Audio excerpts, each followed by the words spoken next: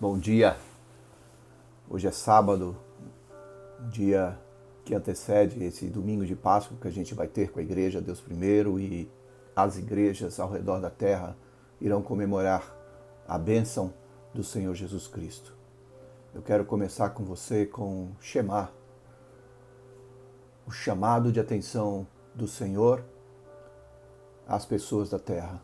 Shema Israel Adonai Elohim Adonai Had. Ouve Israel, o Senhor nosso Deus, o Senhor é um. Shema Israel Adonai Elohim Adonai Had. Ouve Israel, o Senhor nosso Deus, o Senhor é um. Essa é uma palavra que está muitas vezes nos chamando a atenção na palavra de Deus, em Deuteronômio 6, a partir do versículo 1. Eu quero ler com você essa manhã de sábado.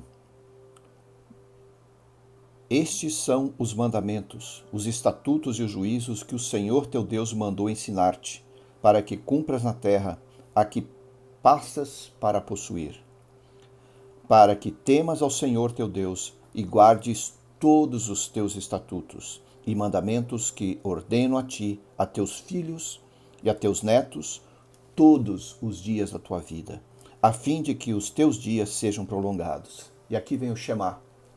Ouve Israel, e cuida de pô-los em prática, para que te vá bem, e muito te multipliques na terra que mana leite e mel, como te disse o Senhor Deus de teus pais. Ouve agora. Ouve Israel.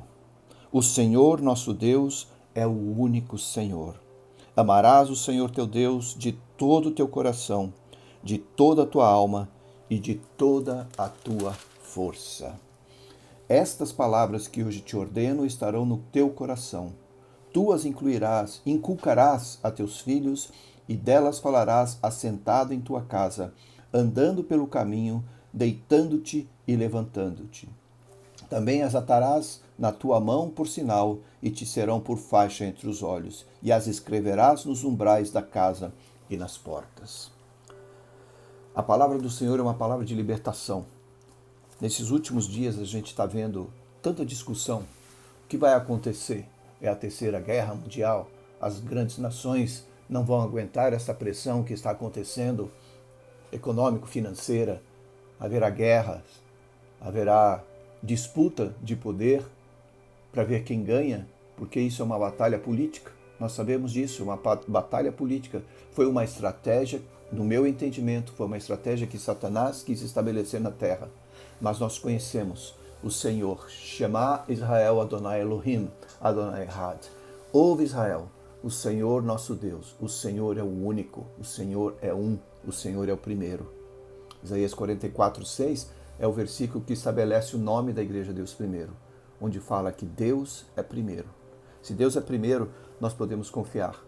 Tem o Salmo 91 que nós falamos já faz algumas semanas, diante de toda essa incerteza da humanidade, existe certeza na palavra de Deus. E eu quero ler com você o Salmo 91. Aquele que habita no esconderijo do Altíssimo, à sombra do Onipotente.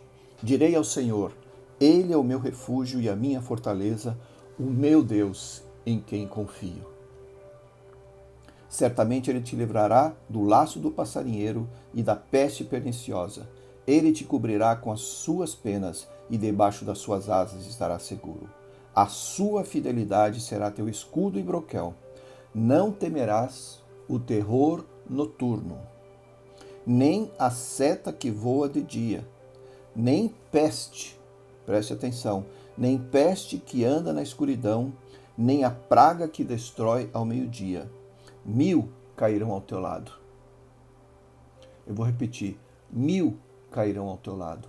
10.000 à tua direita. Mas tu não serás atingido. Esta é a palavra que Deus diz para mim e para você. Eu estou vendo aqui que a Grazi está aí.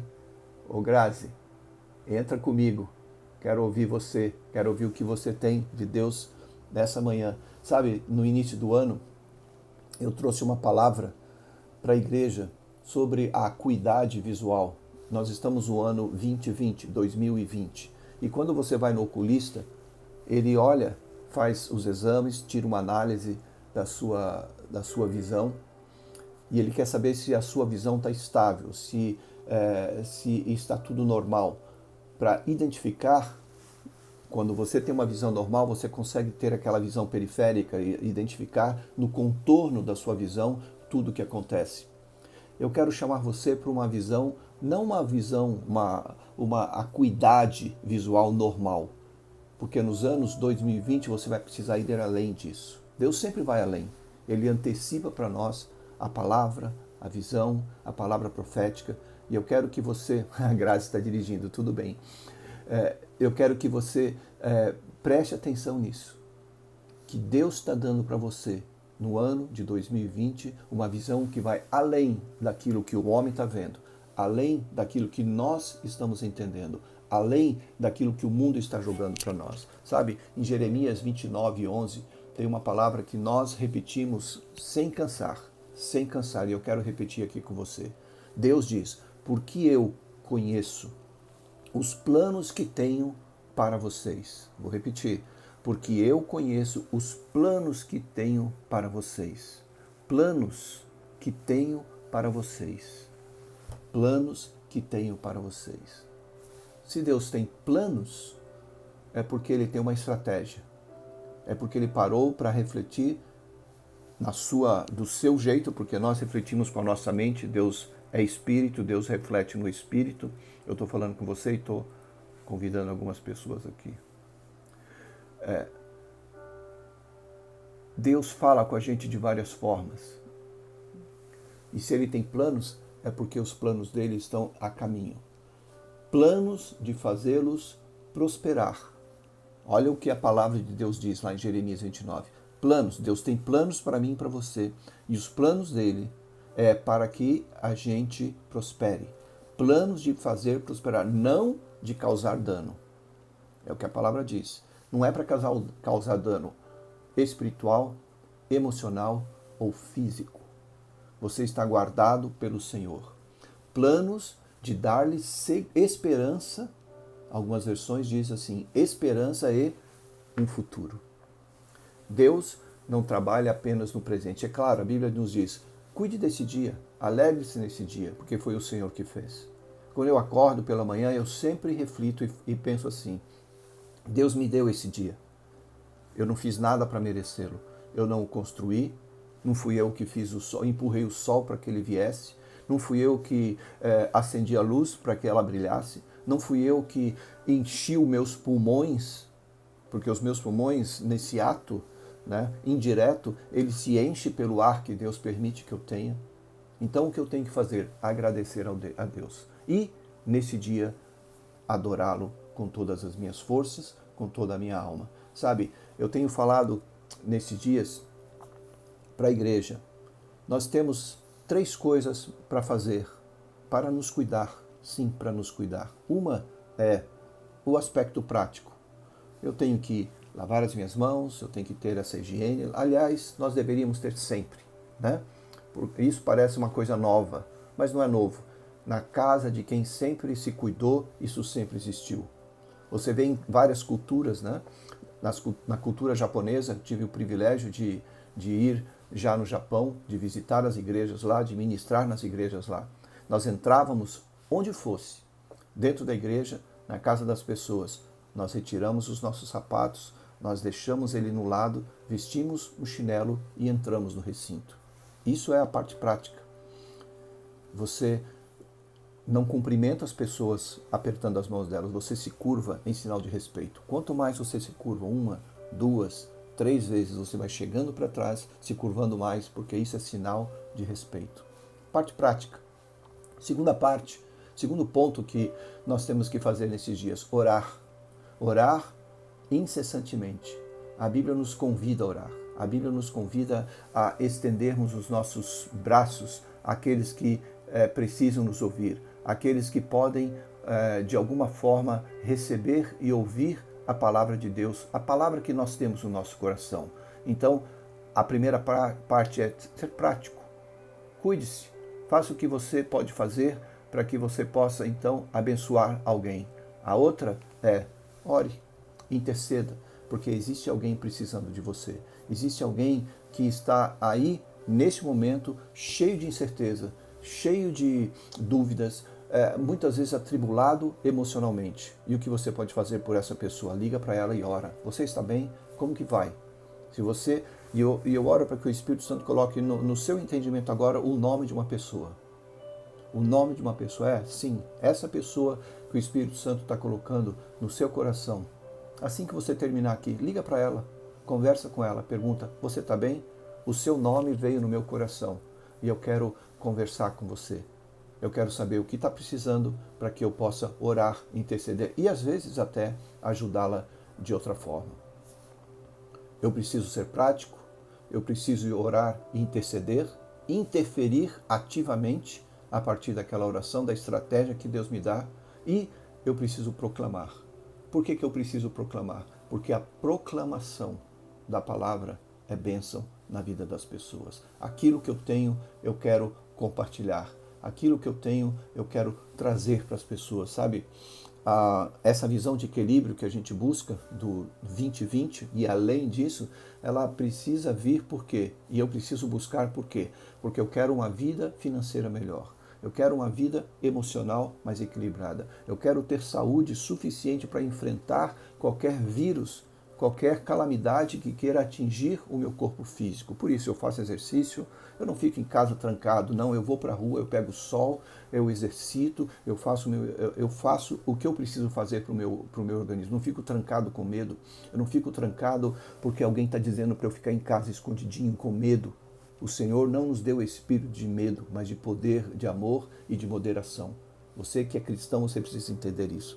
Nós temos que obedecer à autoridade. E qual é a autoridade sobre o nosso país? É o presidente da República que dá o exemplo de que vai lá, no meio das pessoas, é claro, tem que existir algum equilíbrio. E você vai buscar o seu equilíbrio. Mas eu não fico trancado dentro de casa. Esse é meu ponto, tá? Então eu busco essa visão equilibrada, mais acentuada, financeira, emocional, de saúde, profissional. Nós sabemos que o mundo está sendo abalado financeiramente. Por quê? Porque algumas decisões que foram feitas na mente das pessoas. Talvez para usurpar o direito que elas têm em suas mãos. E quando você vai além daquela ordem de autoridade, eu estou falando da ordem da nossa nação, quando você vai além dessa ordem, você quer estabelecer a sua própria ordem, você comete um ato de rebelião. E a Bíblia diz que rebelião é ato de feitiçaria. E essas pessoas trazem, esses governadores, esses prefeitos trazem para si mesmos, uma maldição. Eles estão dando tiro nos seus pés, achando que podem controlar uma situação através do seu entendimento apenas. E esquecem que existe uma lei, a lei da honra e da autoridade.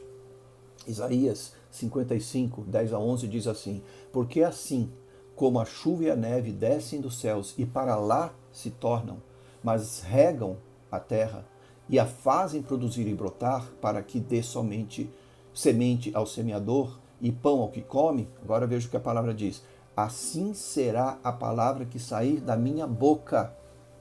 Ela não voltará para mim vazia. Veja as palavras de Jesus, veja as palavras dos profetas, veja a palavra que Esther deu diante do rei para que salvasse e colocasse uma nação totalmente equilibrada em todos os aspectos. E a palavra continua, diz assim: antes fará o que me apraz e prosperará naquilo para que a enviei. Deus não coloca uma palavra na Bíblia por colocar. Quando ele estabelece a palavra de Deus, ele estabelece com um fim, com um propósito. A estratégia de Deus, ela não vem para o momento. A estratégia de Deus vem antes de você nascer. Deus já sabe qual é a estratégia.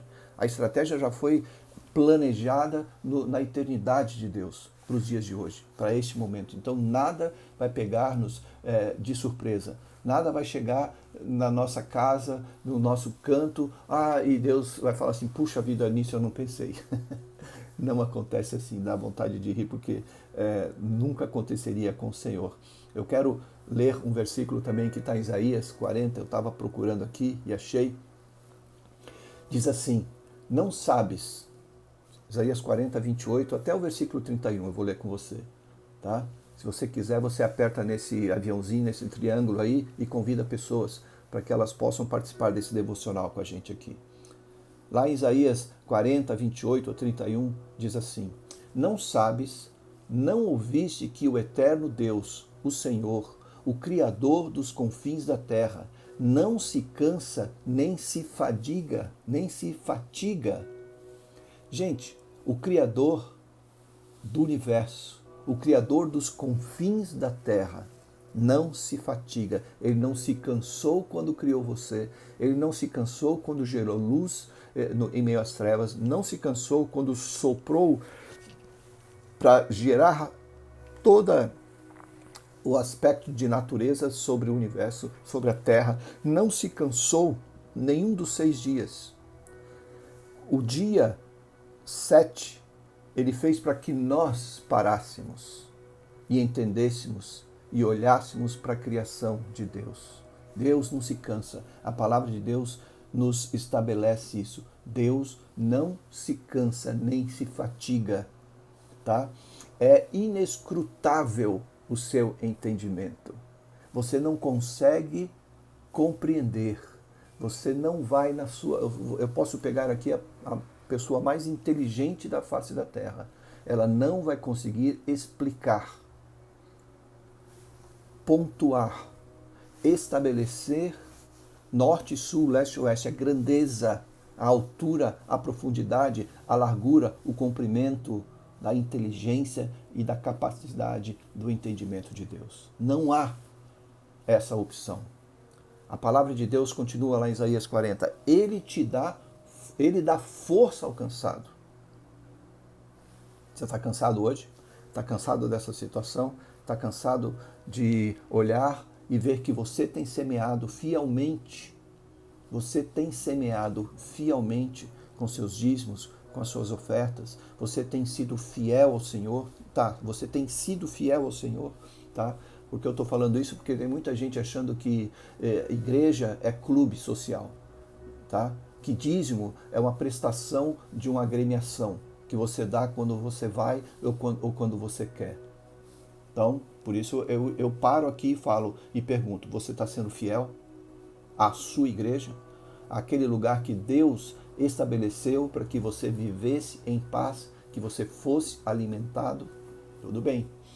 E aumenta as forças ao que não tem nenhum vigor. Deus olha para mim, Deus olha para você, e Deus olha para aquele que está ali, cansado, parado num canto, entristecido, duvidoso. Se você não tem nenhum vigor, Deus diz que na nossa fraqueza Ele nos fortalecerá. Então é nessa manhã que eu convido você. Se você se acha sem vigor, se você se acha sem força, estou falando se você se acha sem força, porque maior é aquele que está em você do que aquele que está no mundo. Ele vai te dar forças, Ele vai restaurar você, Ele vai te levantar. Eu estou aqui com a Regina, estou com o Jeriel Brito, né? A Grazi, espero que você esteja aí nas suas compras, se cuidando, tá? Mas não temeroso, né? Os jovens, olha só, os jovens se cansarão e se fatigarão, e os mancebos cairão, mas eu que espero no Senhor renovarei as minhas forças. Gente, jovem geralmente não cansa.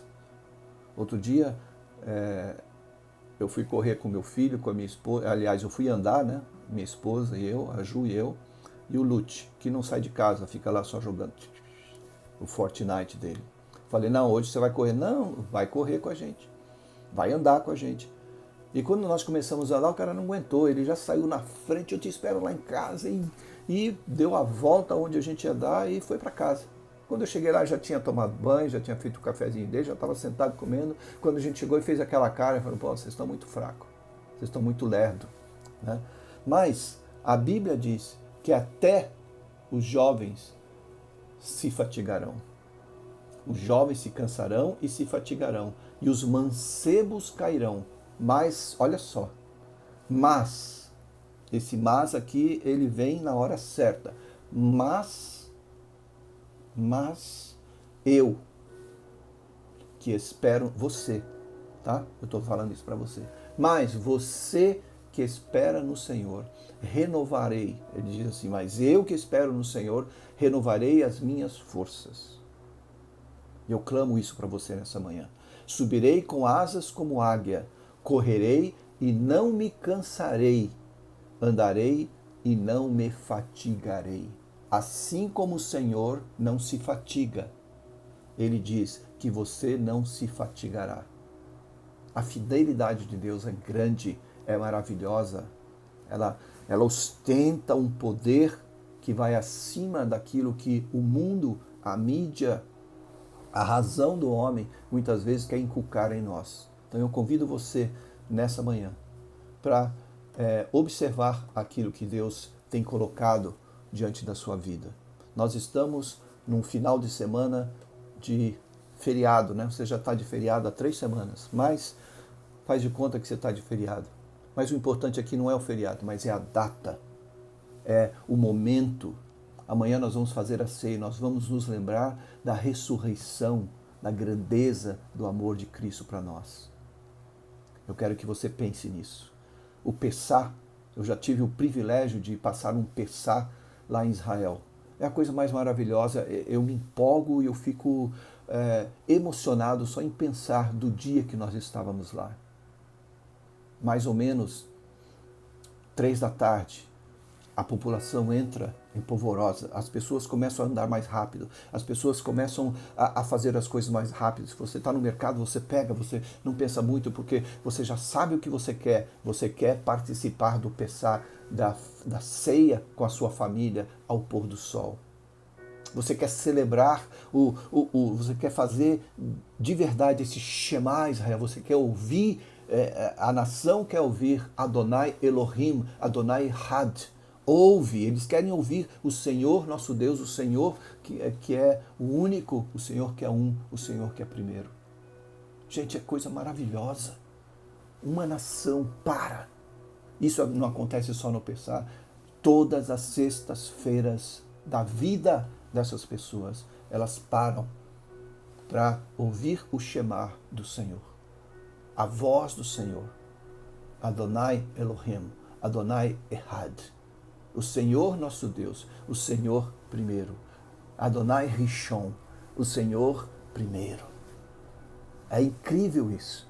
Eu quero convidar você a buscar isso. Amanhã, Deus primeiro vai fazer uma manhã especial. Nós vamos ter um louvor que já pelo Instagram, a partir das 10 horas da manhã, a gente vai colocar ao vivo, tá? Então liga aí no seu Insta, às 10 da manhã, nós vamos colocar já um louvor ao vivo. Algumas poucas pessoas vão se reunir para fazer essa adoração ao vivo para você. Depois nós vamos trazer uma palavra, nós vamos explicar um pouco deste ato, dessa bênção do Senhor, o que é este dia. Nós vamos falar dos objetos do dia, dos objetos que são usados na mesa dessa ceia do Senhor, como os judeus fazem. Nós não queremos judaizar esse momento, mas os judeus fazem assim. Eles pegam aquela erva, né, que demonstra a estação do seu ano. Depois eles fazem aquela mistura de maçã, de castanhas e mel, que deixa aquela cor dos tijolos que eles tinham que fazer durante anos, anos e anos, décadas e décadas, que eles tinham que fazer no Egito como escravos. Essa é a lembrança dessa mistura. Depois vem a água e o sal misturados também. O que é isso? É demonstração do trabalho, das lágrimas, do suor que os escravos derramaram durante décadas e décadas e décadas. Depois vem as ervas amargas, a amargura da escravidão. Essa é a demonstração, é isso que é colocado à mesa. E eles se alimentam daquilo, eles experimentam aquilo para que eles nunca se esqueçam do que o povo de Deus passou para que hoje nós pudéssemos fazer isso. Ao mesmo tempo, eles celebram a libertação dessa escravidão. O cordeiro, a carne do cordeiro, né? Quando o sangue foi colocado à porta, nos umbrais das casas, para que aquela libertação viesse ao povo. E eu quero dizer para você, a praga pode ser apagada. Preste atenção. Hoje nós vivemos uma outra dimensão de graça. A praga pode e vai ser apagada na sua casa pelo poder do sangue de Jesus Cristo. Não está mais nos umbrais físicos das portas, mas está no coração daqueles que são fiéis ao Senhor. Então, você tem que se apossar dessa palavra, se apossar dessa verdade, porque o sangue de Jesus, ele não está aqui mais numa mesa comum, numa mesa física, pode ser demonstrada pelos homens, mas o Senhor é este Deus que está em nós. É uma mesa hoje na aliança. Esta aliança que eu e você vivemos, que nós estabelecemos. Nós somos convidados a vir e partilhar. Nós somos convidados a vir e partilhar. Então, a salvação e a libertação de uma casa, tudo isso nós vamos festejar. É a Páscoa. A salvação pelo sangue do Cordeiro de Deus é a Páscoa. Em Hebreus 2:11 diz assim: pois tanto o que santifica como os que são santificados, todos vêm de um só. Por isso é que ele não se envergonha de lhes chamar irmãos. Somos sua família. Então, ele não teve vergonha de nós. Jesus não se envergonhou de nós. Ele preparou um lugar à mesa para mim e para você. Essa é a chamada da Páscoa, do Pessah, do Passover, como diz o americano. Meus irmãos na China, meus irmãos na África, meus irmãos na Europa, meus irmãos nas Américas, todos nós estamos aqui em unidade no final de semana, não porque é feriado, mas é porque é um momento de Deus. Tá? O mundo nunca teve essa oportunidade como nós estamos tendo de pararmos e verdadeiramente nos deleitarmos dessa bênção do Senhor. Então, a nossa declaração vai ser como a de Moisés. Ele é Senhor, o grande Shema. Shema Israel. Shema Israel. Adonai Elohim Adonai Echad. Essa é a palavra Shema Israel. Que Deus abençoe toda a tribo. Que Deus abençoe toda a língua, que Deus abençoe todo o povo, que Deus abençoe toda a nação. Bem-vindos à mesa do Senhor. Amanhã, a partir das 10, aqui no Insta e lá no YouTube, youtube.com/Deus Primeiro, youtube.com/Deus Primeiro, youtube.com/Deus Primeiro, às 10h30, até antes um pouquinho, nós vamos então estar ao vivo com você também, tá bom? Assista, compartilhe com as pessoas. Muito obrigado pela presença no Espírito que nós estamos tendo aqui, porque nós estamos ouvindo juntos o que Deus tem para nós, tá? Eu oro para que você tenha um dia abençoado, tá? Um dia onde o Senhor intervenha na sua vida e também intervenha na vida do ímpio para que ele se arrependa. Intervenha na vida do ganancioso para que ele entenda que todas as coisas vêm de Deus. Nós falamos das pragas do Egito aqui, agora também falamos da praga do corona e eu quero que você faça essa relação, tá? Quantas gerações são representadas aqui? Quantas coisas estão na história aqui, sabe? A Páscoa em Êxodo e a intervenção de Deus para julgamento, mas também a libertação de Deus para o seu povo. Faça esse paralelo. A Bíblia diz lá em Apocalipse, quem tem ouvidos para ouvir, ouça o que o Espírito diz às igrejas. Então, você pode realmente ser abençoado por Deus, tá? Nós não temos mais templo, nós não temos mais sacrifício, sabe? O nosso Messias, hoje ele diz para nós que ele nos ensinou que ele está em nós. Nós somos templo, nós somos emprestados, né, para dentro de nós carregarmos. Nós somos o templo do Senhor, nós somos a igreja do Senhor. Acabou aquele negócio de você ir à igreja e de achar que essa é a igreja do Senhor. Não, você é a igreja do Senhor, que sai de um lugar que vai para o outro, que está em sua casa adorando a Deus com a sua família, tá? Bom, Deus abençoe você. Eu vou parar por aqui. Eu quero fazer esse convite amanhã, a partir das 10 no Insta e a partir de 10h30 no youtube.com/Deus Primeiro, nós estaremos ao vivo. Deus abençoe você. Eu vou encerrar essa parte aqui. Compartilha com seu amigo, por favor.